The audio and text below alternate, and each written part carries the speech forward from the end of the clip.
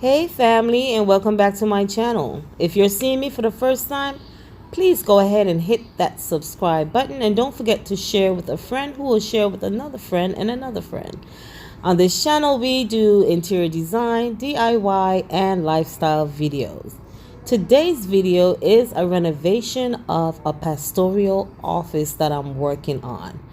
So from the first part of this video you saw the original layout, and since these were concrete walls, they were very rough, so I had them skimmed. That's basically drying compound, like what you would put when you're doing sheetrocking. So I had them put that on there to smooth the walls out to give it more of a clean look. So here we are. We got here. This is our first day in, and we got the desk set up, setting up the table, and now we're installing the wall. This whole unit should have been installed for the installation, but we were not able to get it, completely installed.